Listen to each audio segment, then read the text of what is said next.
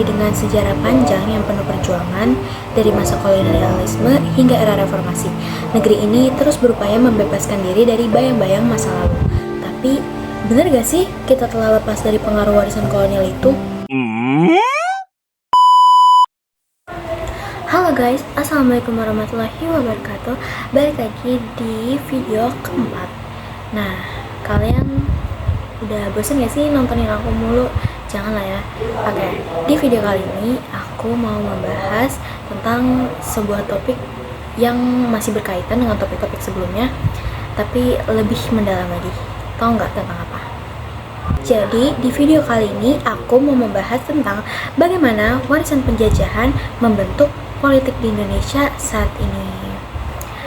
Kalian penasaran nggak? Kalau misalnya kalian penasaran, tonton sampai habis ya. Dalam lebih dari 3 abad penjajahan, Belanda bukan hanya mengambil sumber daya alam, tetapi juga membentuk struktur politik yang sangat sentralistik, penuh kontrol, dan menekan hak politik rakyat pribumi. Sistem ini bertahan bahkan setelah kita merdeka.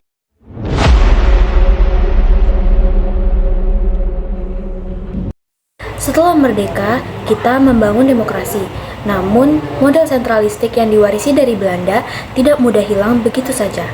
Pak Soekarno dengan demokrasi terpemimpinnya, lalu Pak Soeharto dengan Orde Baru, keduanya menunjukkan jejak warisan kolonial yang menekan kebebasan politik.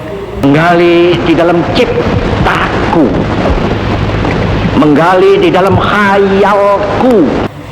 Warisan ini bukan hanya soal sistem pemerintahan, tetapi juga tentang bagaimana kita memandang kekuasaan, sentralisasi, kontrol otoriter, dan represi terhadap suara rakyat. Semua ini berakar dari penjajahan. Reformasi tahun 1998 membawa angin segar. Demokrasi mulai terbuka, kebebasan pers kembali, dan suara rakyat mulai didengar. Tapi, apakah kita benar-benar sudah lepas dari warisan politik kolonial? We never know.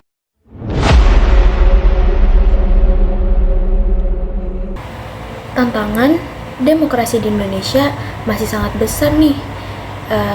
Seperti yang kita tahu, ada oligarki, politik uang, dan ketergantungan pada modal asing yang menunjukkan bahwa meskipun sudah ada kebebasan politik, kita belum sepenuhnya nih merdeka dari pengaruh kekuatan ekonomi dan politik yang eksploitatif.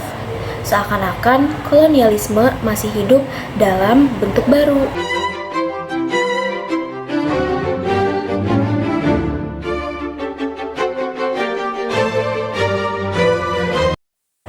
Saat ini kita hidup di era globalisasi, tapi apakah hal tersebut membawa kebebasan lebih?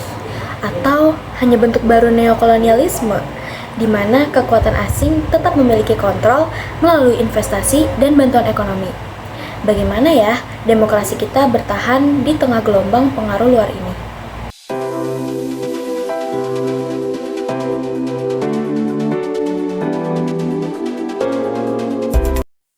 Globalisasi tidak selalu berarti kemajuan demokrasi.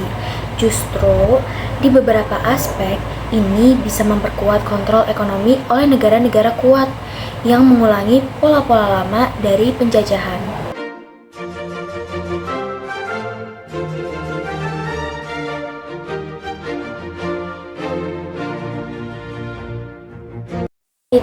Tapi kita tidak boleh menyerah. Warisan kolonial bukanlah takdir.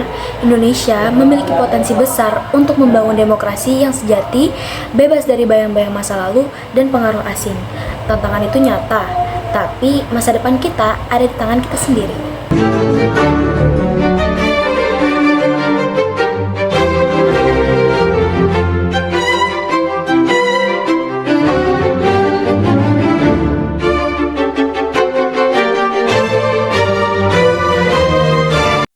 Dari kolonialisme hingga demokrasi, perjalanan kita masih sangat panjang. Namun, di tangan kitalah demokrasi Indonesia akan berkembang. Warisan kolonial mungkin masih terasa, tapi kita bisa loh memilih untuk merdeka sepenuhnya. Maka aku adalah sebenarnya utusan wakil daripada revolusi Indonesia.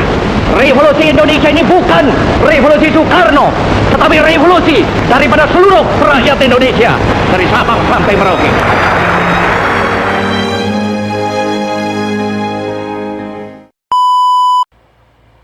Oke guys, sampailah kita di penghujung video ini. Aku, Dia, mau mengucapkan terima kasih buat kalian yang udah nonton video ini.